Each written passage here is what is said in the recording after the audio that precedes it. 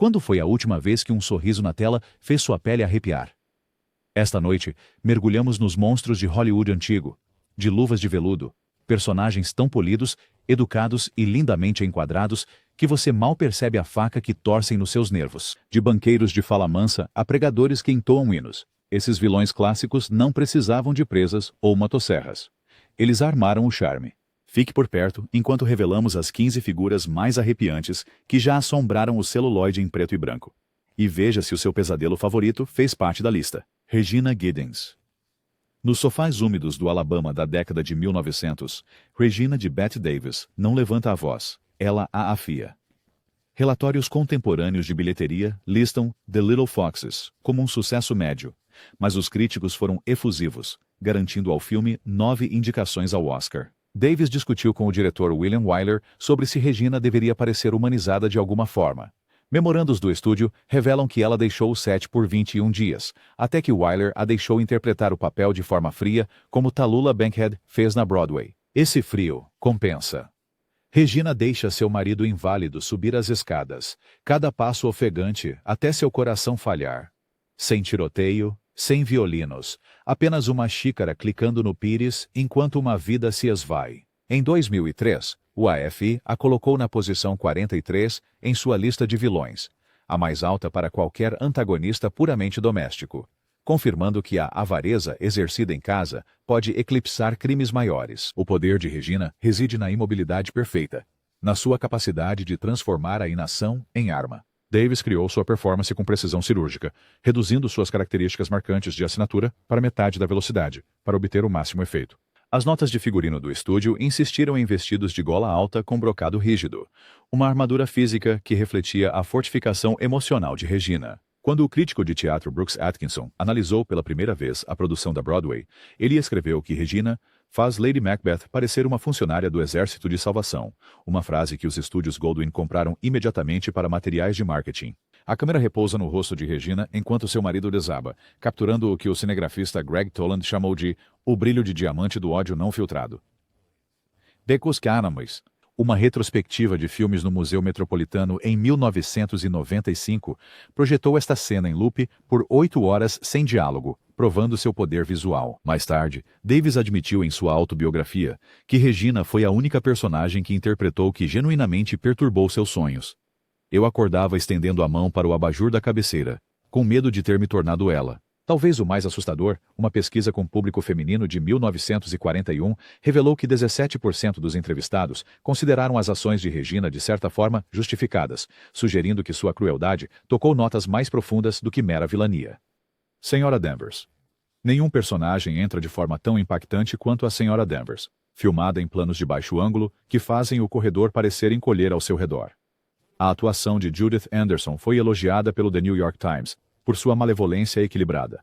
E blogs contemporâneos de terror ainda citam a cena do tour pelo quarto como terror psicológico exemplar. O diretor Alfred Hitchcock explorou as limitações do Código Hays, sugerindo devoção lésbica obsessiva através do toque prolongado de Danvers sobre a lingerie de Rebecca, o que a estudiosa Rona German chama de fetichismo erótico por procuração. O efeito abalou os espectadores da época de guerra.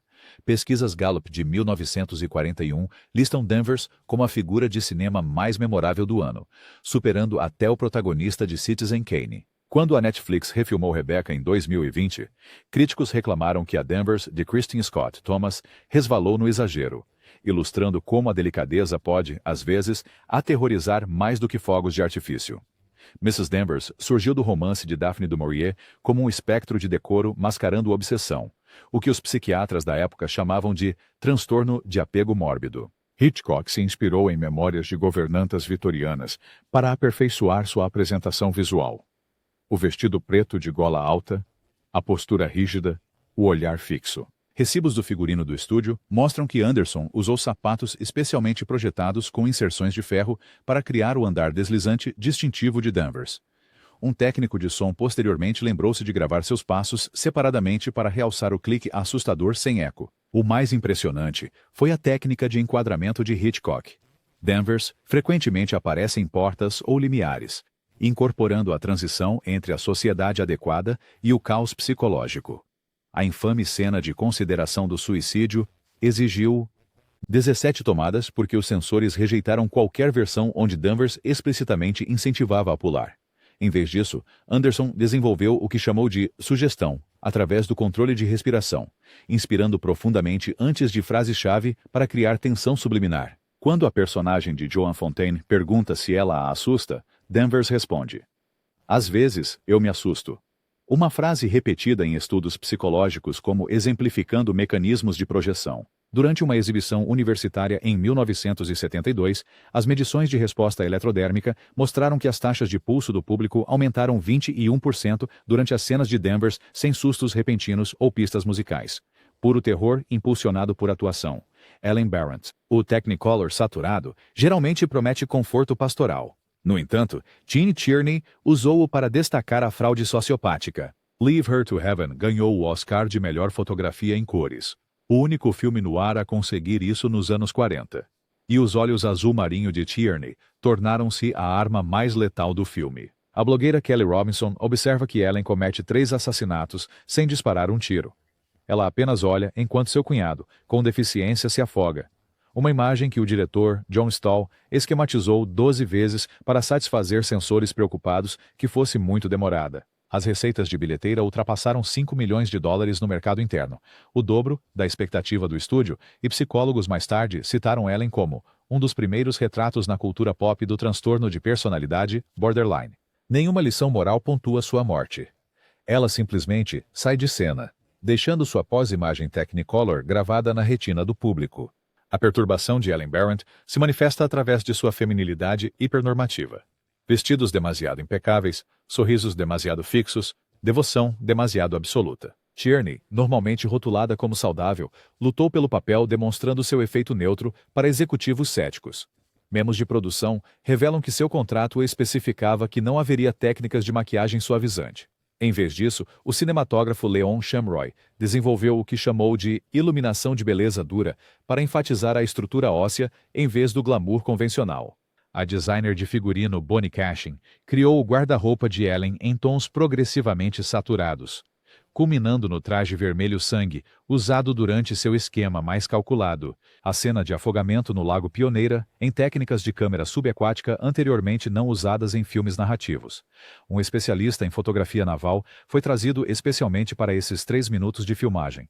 Audiogramas contemporâneos das pré-exibições registraram suspiros precisamente 74 segundos após o início da cena, quando Ellen ajusta seus óculos de sol enquanto observa o afogamento. A psicóloga de Harvard, Martha Stout, mais tarde incluiu esta personagem no seu livro clínico sobre sociopatia, observando como a patologia de Ellen se manifesta como um apego excessivo, em vez de deficiente. O mais perturbador é o suicídio de Ellen durante a gravidez. Ela se envenena para incriminar sua irmã, transformando até mesmo a reprodução em uma arma. Quando questionada sobre o papel 30 anos depois, Tierney confessou: "Interpretar Ellen foi como vestir a pele de outra pessoa que quase servia. A sensação nunca me deixou por completo." Phyllis Dietrichson. Suponha que eu te encontro na esquina com um revólver. A saudação de Phyllis ao agente de seguros Walter Neff chega em apenas 10 minutos, estabelecendo o gancho de femme fatale mais rápido já registrado, de acordo com um estudo da UCLA sobre roteiros de filmes no ar. O coautor, Raymond Chandler, admitiu ter emprestado estatísticas da vida real. No início da década de 1940, reivindicações fraudulentas de seguro de vida custavam às empresas dos Estados Unidos $20 milhões anualmente. A peruca de platina de Barbara Stanwyck quase arruinou as exibições de teste. Mas o diretor Billy Wilder insistiu que ela projetava uma vulgaridade escondida à vista de todos. Acadêmicos modernos abraçam o visual. O blog de filmes da Universidade de Indiana aclama Phyllis como o protótipo zero para todas as sedutoras no ar que se seguiram. O Instituto Americano de Cinema a classifica como a 8ª maior vilã de todos os tempos e, ao contrário de muitas garotas más da Era do Código, ela nunca se arrepende. Ela simplesmente sangra até morrer sob o neon do supermercado. O que torna Phyllis extraordinária é a sua paciência metódica. As notas de desempenho de Stanwyck, preservadas nos arquivos da Universidade da Califórnia em Los Angeles, revelam que sua preparação de personagem envolveu o estudo de fotografias de cenas de crime de verdadeiras assassinas. "Eu queria a imobilidade delas." Ela escreveu. A infame cena da tornozeleira exigiu 17 tomadas porque Wilder exigiu o que ele chamou de indiferença carnívora na posição de sua perna. O diálogo de Phyllis contém 42% menos palavras do que a protagonista média em filmes contemporâneos, criando silêncios calculados que forçaram Neff a se incriminar. A sequência de assassinato a bordo do trem, pioneira em uma técnica que Wilder chamou de edição por implicação, cortando antes da violência, mas retornando imediatamente depois, forçando os espectadores a construírem mentalmente o assassinato. O designer de produção, Hans Dreyer, criou a casa de Phyllis com móveis deliberadamente incompatíveis, sugerindo itens adquiridos em casamentos anteriores ou manipulações. Mais subversivo era o cenário da indústria de seguros do filme, transformando tabelas atuariais e cláusulas de apólice em instrumentos de assassinato. Os executivos de seguros protestaram contra o filme tão veementemente que a Paramount adicionou uma declaração sobre medidas de prevenção de fraude. Quando questionada décadas depois sobre o que tornava o personagem eficaz, Stanwyck creditou a tornozeleira. Ela soava como uma bomba a cada passo que dava. Talvez o mais revelador seja que, quando o filme foi exibido para populações carcerárias em 1950, presidiárias teriam solicitado mais sessões do que os presidiários, sugerindo que a eficiência calculista de Phyllis transcendia as barreiras de gênero. Leona Stevenson. Um receptor de telefone torna-se o adereço mais mortal de 1948, quando Leona Stevenson, acamada, ouve seu próprio assassinato sendo planejado. Adaptado da peça de rádio de sucesso de Lucille Fletcher, o filme manteve a estrutura em tempo real intacta. Anatoly Litvak filmou cenas em sequência para aumentar a histeria crescente de Stanwyck, documentada no diário de produção, arquivado nos arquivos da Paramount. A transmissão original atraiu 1.600.000 ouvintes. E a versão cinematográfica respondeu com $4.350.000 mundialmente. Revistas médicas da época referenciaram os neuróticos cardíacos de Leona, notando um aumento de 12% em admissões por ataques cardíacos após a estreia. Correlação, talvez, mas arrepiante, mesmo assim. O terror de Leona deriva da impotência privilegiada. Uma socialite aprisionada pela doença em seu apartamento de luxo, descobrindo a traição do marido através da própria tecnologia destinada a conectá-los. Stanwyck se preparou ficando 3 semanas restrita ao repouso absoluto, desenvolvendo o que seu diário chamou de pânico horizontal. Engenheiros de som pioneiros em novas técnicas de efeito de telefone criaram o que chamaram de intimidade eletrônica, ao gravar faixas vocais dentro de cabines telefônicas da Bell System. O roteiro contém exatamente 118 conversas telefônicas, estabelecendo o recorde de maior diálogo telefônico no cinema até 1995. O designer de produção, Hans Dreyer, criou o quarto de Leona com proporções que distorcem gradualmente, as paredes inclinando-se sutilmente para dentro à medida que o filme avança para criar uma claustrofobia subliminar. Litvak empregou o que os cinegrafistas agora chamam de enquadramento de isolamento, mantendo Stanwyck totalmente sozinha em 87% de suas cenas, apesar de um grande elenco de apoio. O mais inovador foi a técnica de iluminação. O quarto começa com uma iluminação brilhante e uniforme, mas escurece gradativamente a cada chamada, o que o diretor denominou estrangulamento visual. O psicanalista Lawrence Kubey citou: "Alô, meu amor", no seu influente artigo sobre paranoia mediada por tecnologia, observando como as conveniências modernas criaram novas vulnerabilidades. Os momentos finais do filme, com o grito de Leona se misturando ao sinal de ocupado do telefone, tornaram-se tão icônicos que a AT&T temporariamente mudou o padrão do seu tom de ocupado após várias reclamações de associações angustiantes. Quando a Associação Americana de Comunicações homenageou o filme em 1950, eles notaram que ele havia mudado sozinho a percepção pública sobre a privacidade telefônica. Don Burnham, o filme vencedor do Oscar de Ray Milland, Loser, quebrou tabus ao retratar o delirium tremens com especificidade clínica. O diretor Billy Wilder emprestou registros de admissões do Hospital Bellevue para replicar alucinações exatas. A indústria de bebidas alcoólicas ofereceu a Paramount $5 milhões para cancelar a distribuição, temendo uma crise de relações públicas, mas o estúdio recusou. A receita ultrapassou $11 milhões, quase 10 vezes o custo de produção, e as chamadas para a linha direta de alcoolismo triplicaram em Nova York naquele mês. Hoje, o Instituto Nacional de Abuso de Álcool ainda exibe trechos para estagiários, provando que o desespero de Burnham mantém poder pedagógico sem pregação. Don Burnham aterroriza precisamente porque ele começa como aspiracional, educado, articulado, charmoso, antes do álcool retirar cada verniz social. A preparação de Milland foi metódica. Notas de produção revelam que ele perdeu 18 libras durante as filmagens e passou noites observando alas de desintoxicação. A infame sequência de alucinação pioneira em técnicas de sobreposição ainda é referenciada em escolas de cinema. O diretor de fotografia John Seitz criou o ataque dos morcegos, projetando imagens negativas sobre nuvens de vapor. Uma técnica que custou $17 mil. Milland relatou pesadelos durante toda a produção, escrevendo para sua esposa que Burnham me segue até em casa. A cena em que Dom procura desesperadamente por álcool escondido contém 47 movimentos contínuos de câmera sem corte, uma maravilha técnica em 1945 que exigiu 5 operadores de câmera trabalhando em revezamento. O mais controverso foi a representação impiedosa da degradação física no roteiro. As mãos de Dom tremem tanto que ele não consegue segurar uma xícara de café, o seu corpo se contorcendo durante a abstinência. Quando o New York Times analisou o filme, o crítico Bosley Crowther observou que marcou a primeira representação honesta do vício como doença ao invés de falha moral. O escritório Hayes inicialmente exigiu 34 mudanças no roteiro, mas acabou aprovando a versão final, reconhecendo seu valor para a saúde pública. Talvez o mais revelador tenha sido a resposta dos Alcoólicos Anônimos, fundador, incomodamente preciso. Especialistas modernos em dependência ainda se referem à progressão de Burnham, ao descrever como alcoólatras funcionais deterioram-se, evidência de que a interpretação de Ray Milland transcendeu a atuação, tornando-se referência clínica. Valdo Lydecker. Clifton Webb, um ator de teatro não acostumado com a técnica de câmera única, insistiu que Otto Preminger ensaiasse as cenas como se fossem teatro ao vivo, uma peculiaridade que conferiu a Valdo uma compostura impressionante.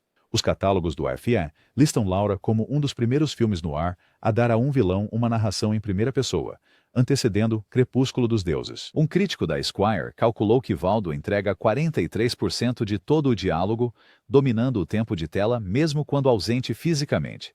Seu ato final, uma espingarda escondida dentro de um relógio, transforma o próprio tempo em um conspirador, uma metáfora não menos perturbadora por sua elegância. Valdo Lydecker exemplifica o terrorismo intelectual, usando a sofisticação cultural tanto como arma quanto como escudo. O background teatral de Webb influenciou a postura do personagem. Notas de produção mostram que ele pediu uma cadeira especialmente construída para manter a postura perfeitamente ereta, mesmo durante cenas casuais. O cenário do apartamento de Valdo continha 137 antiguidades autênticas obtidas de propriedades em Manhattan, criando o que o designer de produção Lyle Wheeler chamou de requinte armado. A famosa cena da banheira, com Valdo digitando nu na água, exigiu negociações especiais de censura. Memorandos do escritório Hayes revelam que permitiram isso precisamente porque fazia a cultura erudita parecer perversa. O mais perturbador é o controle narrativo de Lydecker. Como colunista, ele literalmente escreve a realidade para os outros consumirem. Sua narração estabelece o que os teóricos do cinema chamam de perspectiva privilegiada não confiável.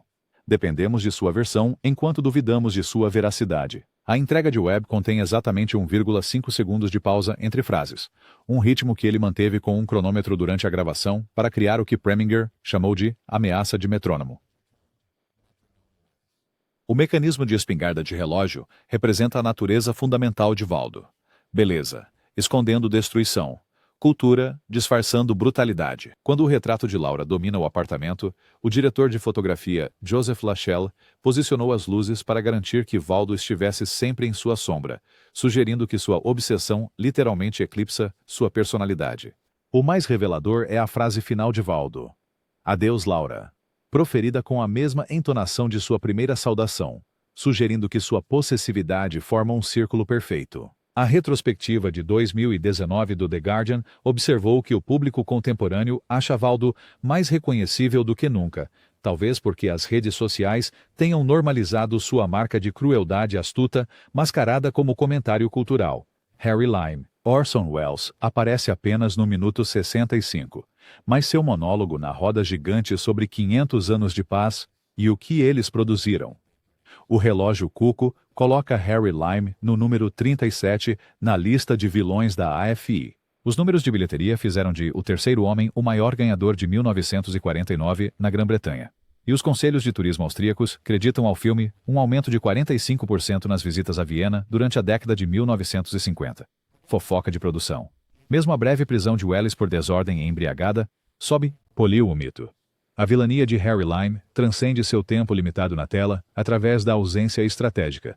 Sua presença sentida por toda parte através de sombras, reputação e consequências. Wells inicialmente recusou o papel, aceitando apenas depois que o diretor Carol Reed concordou em completar as filmagens em 2 semanas e pagá-lo $100 mil, aproximadamente 30% do orçamento de atuação. A famosa cena de perseguição nos esgotos exigiu a aprovação municipal de Viena em níveis sem precedentes. Os arquivos da cidade mostram permissões especiais mencionando documentação histórica cinematográfica para justificar o acesso a redes de túneis restritas. O técnico de iluminação, Robert Kresker, desenvolveu o que os diretores de fotografia agora chamam de intensidade de ângulo holandês, inclinando a câmera cada vez mais a cada aparição de Lime para criar uma distorção psicológica crescente. O mais assustador é a revelação do filme sobre o esquema de penicilina de Lime, diluindo medicamentos para crianças, causando paralisia e morte. Este elemento do enredo veio diretamente dos relatórios de ocupação da ONU, com o roteirista Graham Greene, incorporando estatísticas reais do mercado negro. A cena icônica da roda gigante não contém música de fundo, apenas o rangido mecânico da roda, que os engenheiros de som amplificaram ao gravar a maquinaria real do Prater de Viena a triplo volume. Esta técnica estabeleceu o que os teóricos do som chamam de ameaça mecânica, usando mecanismos do cotidiano como ameaças auditivas. Quando Holly Martins finalmente confronta a vilania de seu amigo, a resposta de Lime: "Você realmente sentiria pena se um desses pontos parasse de se mover para sempre?", foi acrescentada pelo próprio Wells na manhã da filmagem. A fala perturbou tanto o colega de elenco Joseph Cotten que sua reação visível é um choque genuíno da primeira tomada. Mais revelador é o impacto cultural do filme.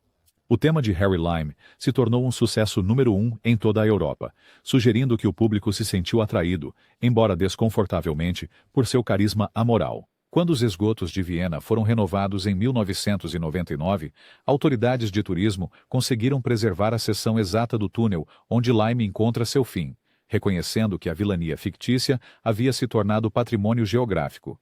Reverendo Harry Powell. O único esforço de direção de Charles Laughton colocou Robert Mitchum como um pregador que tatua AMORIODIO nas suas falanges, uma imagem retirada da transcrição de um julgamento de assassinato na Virgínia Ocidental na década de 1930. Embora as críticas iniciais tenham sido hostis, a Biblioteca do Congresso colocou o filme no seu Registro Nacional de Filmes em 1992, e Quentin Tarantino a chama de a maior história de ninar cinematográfica. O canto devocional de Mitchum sobre apoiar-se em braços eternos redefiniu a canção de ninar como uma ameaça, um feito que poucos vilões conseguem sem aumentar o volume. O reverendo Powell explora a confiança mais sagrada da América, a autoridade religiosa, para perseguir desejos básicos, tornando-o singularmente transgressivo para a época. Mitchum se preparou participando de reuniões de avivamento por 3 semanas, documentando o que ele chamou de shows de salvação, em cadernos agora preservados na Universidade de Boston. A sequência de perseguição no Rio foi pioneira em técnicas de cinematografia noturna. O diretor de fotografia Stanley Cortez usou flares de magnésio submersos na água para criar o que ele chamou de luz da lua líquida. O mais inovador foi o design de som de Laughton. O assobio de Powell aparece em 27 cenas, aumentando gradualmente em volume, mas diminuindo a distância do microfone, criando uma sensação subliminar de aproximação ameaçadora. A cena do sermão apresenta 142 figurantes autênticos dos Apalaches que não viram o roteiro antes. Suas reações religiosas genuínas à pregação de Mitchum criaram o que historiadores de cinema chamam de ameaça documental. A canivete do Powell torna-se uma extensão do julgamento divino. A cena onde ele explica a preferência de Deus por matar foi inicialmente cortada pelos censores, mas restaurada depois que Laughton argumentou a sua precisão teológica. Mais perturbadora é a psicologia infantil de Powell. Ele sistematicamente desfaz a segurança das crianças através do que terapeutas modernos identificariam como gaslighting, direcionado e isolamento. Quando Powell obrigou as crianças a negar a inocência do pai, a atriz da menina ficou tão angustiada que as filmagens pararam por 3 dias. A famosa cena do cadáver submerso, mostrando o cabelo de uma mulher fluindo com plantas aquáticas, exigiu permissão especial do Hays Office depois que Lofton argumentou sua natureza poética em vez de exploradora. O compositor de cinema Walter Schumann criou a canção de ninar das crianças como contraponto ao hino de Powell, estabelecendo o que musicólogos chamam chame de harmônicas de inocência-corrupção. Quando o filme foi finalmente reconhecido décadas depois, Martin Scorsese observou que a vilania de Powell funciona porque ele se vê como justo, sendo o tipo mais perigoso de monstro. Henry F. Potter. Lionel Barrymore, já preso a uma cadeira de rodas devido à artrite, canalizou a dor física em sadismo econômico. Embora o filme tenha fracassado, arrecadando $3.300.000 com um custo negativo de $3.700.000, a distribuição em televisão de domínio público nos anos 1970 transformou Potter em um vilão perene. Historiadores observam que o AFI o classifica como o sexto pior vilão, a colocação mais alta para um antagonista puramente financeiro. Seu legado persiste todo mês de dezembro, quando espectadores sibilam diante da tela, provando que luzes festivas não podem banir a sombra de um banqueiro. Potter aterroriza através do poder institucional em vez de violência pessoal. Ele transforma o próprio capitalismo em uma arma contra a dignidade humana individual. A abordagem de Barrymore ao personagem foi meticulosamente antiteatral. As notas do estúdio revelam que ele deliberadamente recusou maquiagem que tornaria Potter visualmente mais vilanesco, insistindo em trajes de negócios comuns para enfatizar o mal sistêmico em vez de excepcional. O diretor Frank Capra posicionou a cadeira de rodas de Potter ligeiramente mais alta do que os personagens em pé, nas cenas compartilhadas, criando o que cineastas agora chamam de enquadramento autoritário. A reunião do conselho da Building and Loan contém o monólogo de vilão mais longo ininterrupto na filmografia de Capra. 3 minutos e 42 segundos de teoria ininterrupta de predação econômica. O mais subversivo foi a corrupção da própria linguagem por Potter. Ele descreve habitações acessíveis, como moradias de ralé, e transforma Bailey Park em uma ralé descontente e preguiçosa através de truques retóricos. A cena em que Potter tenta contratar George Bailey é pioneira no que os psicólogos chamam de dinâmica de oferta corruptora. A tentação estruturada precisamente para destruir o autoconceito do sujeito. O designer de produção Jack O'Kay criou o escritório de Potter com uma perspectiva exagerada, fazendo com que objetos mais distantes de sua mesa parecessem menores do que a proporção natural ditaria, uma metáfora visual para sua influência distorcida.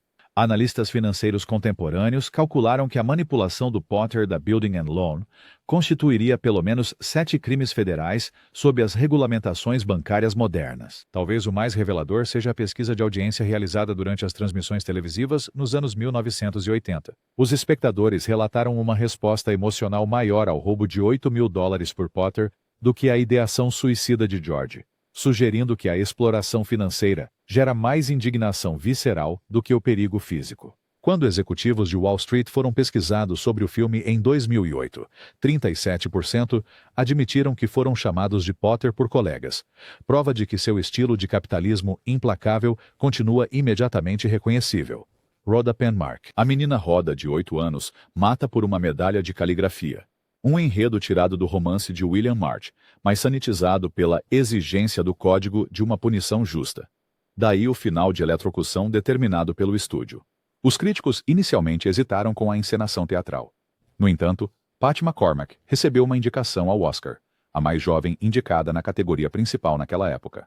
Filmes subsequentes de crianças assassinas como A Profecia citam Rhoda como modelo, destacando como uma sociopata de tranças deslocou os demográficos do horror para baixo. O terror de Rhoda Penmark está na imitação perfeita.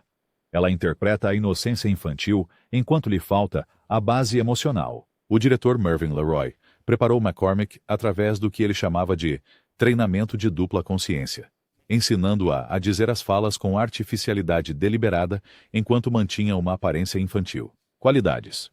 O figurinista Moss Mabry criou os vestidos de avental de Rhoda com elementos militaristas sutis, pregas precisas e uma construção rígida que contradizia sua aparente doçura. O famoso assassinato com sapatos de sapateado exigiu um design de som inovador.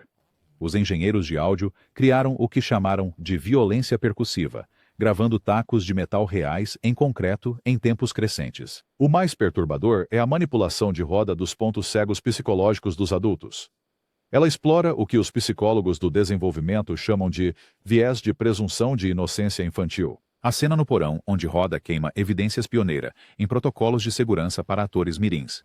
Registros do estúdio mostram 7 consultores técnicos monitorando o fogo controlado. Os sensores exigiram 23 alterações no roteiro, principalmente suavizando a falta explícita de remor, cavalo. Os produtores cumpriram textualmente enquanto instruíam McCormick a manter o que o diretor chamou de vacância emocional na atuação. A famosa troca, "vou te dar a lua", entre mãe e filha, estabeleceu o que os teóricos do drama chamam de intimidade irônica. Ternura que revela inconscientemente monstruosidade. Jornais de paternidade contemporâneos relataram um aumento na monitorização do comportamento infantil após o lançamento do filme, com um psiquiatra pediátrico documentando o efeito da marca de caneta em consultas de pais ansiosos. Talvez o mais revelador tenha sido a cerimônia do Oscar de 1956. McCormick chegou fantasiada como Rhoda, e vários participantes relataram um desconforto genuíno quando ela se aproximava deles entre os segmentos. Quando diretores modernos de horror como Mike Flanagan discutem o filme, eles citam sua conquista central. Fez o público temer um grupo demográfico que eles estão programados evolutivamente para proteger. Max von Mayerling. Erich von Stroheim, outrora um diretor famoso e tirânico da era do cinema mudo, concordou em interpretar o mordomo de Norma Desmond apenas se Billy Wilder deixasse a metapiada de Max exibindo Queen Kelly, o próprio épico abortado de Stroheim de 1929, dentro do filme. O público de teste arfou mais alto com a revelação de Max de que ele também foi o primeiro marido dela do que com o cadáver na piscina. Um testemunho do horror da autossupressão.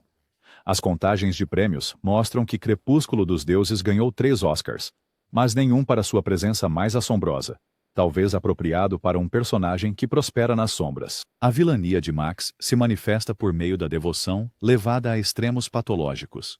Ele possibilita as ilusões de Norma, enquanto as cria simultaneamente. Von Stroheim trouxe experiência autêntica de direção de filmes mudos para o papel. Notas de produção revelam que ele instruiu o departamento de adereços a usar luvas brancas ao manusear as lembranças de Norma, mantendo-se no personagem, até mesmo entre as tomadas. A famosa cena de escrita de cartas contém exatamente 47 envelopes idênticos, visíveis em tomadas de fundo, sugerindo décadas de engano ritualizado. A figurinista Edith Head criou o uniforme de Max com sutis elementos do Império Alemão, o que ela chamou de servidão militarizada, para sugerir sua natureza controladora disfarçada de submissão. Mais inovador foi a camada metatextual do filme. Quando Max projeta Queen Kelly.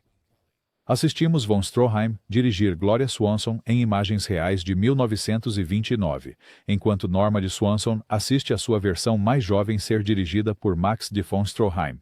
Um loop recursivo que teóricos do cinema citam como a primeira autorreferência cinematográfica convencional. A sequência do funeral do macaco exemplifica o que os psicólogos chamam de ritual de luto deslocado.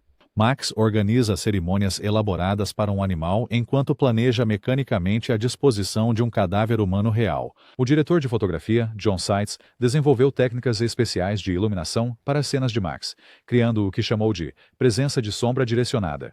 A silhueta de von Stroheim frequentemente aparece antes de ele fisicamente entrar nas cenas. Talvez o mais perturbador seja o arranjo final de Max para a descida de Norma na escada. Ele a posiciona para a melhor vantagem de câmera, sabendo que está orquestrando sua humilhação final. Quando perguntado sobre o papel anos depois, von Stroheim admitiu: "Eu não estava atuando. Eu sabia exatamente como era criar alguém bonito e destruí-lo através da adoração." Kasner, a Associação Americana de Psicologia, posteriormente referenciou o personagem em sua literatura diagnóstica sobre codependência, provando que a patologia devocional particular de Max transcendeu a ficção para se tornar uma referência clínica. Norman Bates. 2% do orçamento de Psycho foi destinado ao marketing que exigia que os exibidores barrassem os atrasados, um truque que incentivava filas lotadas e lendas urbanas. A vulnerabilidade jovial de Anthony Perkins contrastava com a descrição mais pesada do romance de Robert Bloch. Hitchcock apostou $20 mil do próprio dinheiro nesse elenco, e a confirmação nas bilheteiras foi colossal. A ciência psicológica classifica Norman como o segundo criminoso fictício mais estudado, depois de Hannibal Lecter, com 47 artigos revisados por pares dissecando retratos do transtorno dissociativo de identidade. A placa do Bates Motel ainda brilha no passeio pelos estúdios da Universal, prova de que o público gosta de visitar o terror quando conhece a porta de saída. Norman Bates revolucionou a vilania ao fraturar a própria identidade, o monstro e a vítima coexistindo em uma só psique. Perkins se preparou através de uma observação intensiva em um centro psiquiátrico na Califórnia, desenvolvendo o que ele chamou de afeto ajustado. Normalidade que ocasionalmente escapa para revelar a perturbação subjacente. Os pássaros taxidermizados decorando a sala de estar não eram adereços aleatórios. O designer de produção Joseph Hurley selecionou espécies conhecidas pelo dimorfismo sexual, reforçando sutilmente a confusão de identidade de gênero de Norman. O mais inovador foi a manipulação de identificação do público pelo filme. Simpatizamos com Norman limpando o crime da mãe antes de Hitchcock revelar a verdade, experimentando o que os psicólogos chamam de choque de cumplicidade. A famosa sequência do chuveiro foi pioneira em violência íntima sem conteúdo explícito. O editor George Tomasini criou 70 cortes em 45 segundos, estabelecendo o que as escolas de cinema agora ensinam como brutalidade implícita através da fragmentação. Os violinos estridentes do designer de som, Bernard Herrmann, foram analisados por musicólogos por seu efeito acústico de apunhalamento, com instrumentos de cordas imitando a penetração de uma faca. O mais perturbador foi o design do cenário do banheiro. O diretor de arte, Robert Clatworthy, criou o que ele chamou de arquitetura de vulnerabilidade doméstica, espaços familiares tornados ameaçadores através de distorções sutis. O monólogo final de Perkins, permitindo que a voz da mãe gradualmente sobrepujasse a sua própria, exigiu 7 tentativas de gravação para atingir o que os técnicos de som chamaram de transição de personalidade vocal. O epílogo com explicação psiquiátrica, embora criticado por telespectadores modernos, foi exigido por censores preocupados com a glamorização da doença mental. Memórias do estúdio revelam que Hitchcock lutou para mantê-lo abaixo de 3 minutos. Quando o Smithsonian adquiriu os pássaros empalhados de Norman em 1988, o curador Richard Peterson observou que mais visitantes reconhecem esses objetos de cena do que artefatos históricos autênticos, sugerindo que o horror doméstico de Norman se tornou um marco cultural. Talvez o mais revelador seja que as taxas de vacância em motéis em todo o país caíram significativamente nos meses seguintes ao lançamento do filme, provando que a hospitalidade particular de Norman alterou o comportamento real dos consumidores. Eleanor Shaw Iselin. Angela Lansbury era apenas 3 anos mais velha que o filho na tela, Lawrence Harvey, intensificando o terror edípico que críticos chamaram de Medeia da Guerra Fria. O produtor George Axelrod afirmou que senadores ligaram para ele para perguntar se os cenários de lavagem cerebral eram classificados, uma anedota posteriormente reimpressa na revista Time. O filme desapareceu da circulação após o assassinato de John F. Kennedy, mas retornou aos cinemas de repertório em 1987, arrecadando um valor ajustado de $27 milhões apenas naquele ano, prova de que sua paranoia envelheceu como urânio em vez de película. Seu beijo final nos lábios do filho ainda é um dos gestos maternos mais perturbadores do cinema. Eleanor Shaw Iselin representa a corrupção máxima da maternidade americana, transformando a autoridade materna em controle totalitário. A escolha de Lansbury foi deliberadamente contraintuitiva. As notas de produção revelam que o diretor, John Frankenheimer, rejeitou 3 atrizes vilanescas estabelecidas, acreditando que o público precisava ser genuinamente chocado pela traição maternal. As sequências de lavagem cerebral pioneiras utilizaram técnicas visuais hipnóticas. O diretor de fotografia, Lionel Linden, desenvolveu o que os técnicos chamaram de padrão de assalto ocular, mostrando cartas a exatamente 24 quadros por segundo para criar desconforto subliminar. O mais inovador foi a ambiguidade política do roteiro. Eleanor manipula tanto a retórica comunista quanto a anticomunista, sugerindo que o extremismo ideológico em si, independentemente do conteúdo, leva ao fascismo. A figurinista Edith Head criou o guarda-roupa de Eleanor com sutis tons militares, ombros estruturados e botões de cor de bronze que teóricos de cinema agora citam como autoritarismo sartorial. A famosa sequência da festa no jardim contém exatamente 13 bandeiras americanas visíveis nas composições de fundo, criando o que Frankenheimer chamou de sufocação patriótica.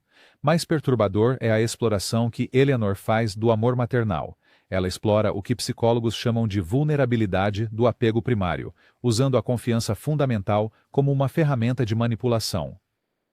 Quando Eleanor explica o plano de assassinato, a câmera mantém o foco em seu rosto por 103 segundos ininterruptos, o close-up de monólogo de vilão mais longo em lançamentos de grandes estúdios naquela década.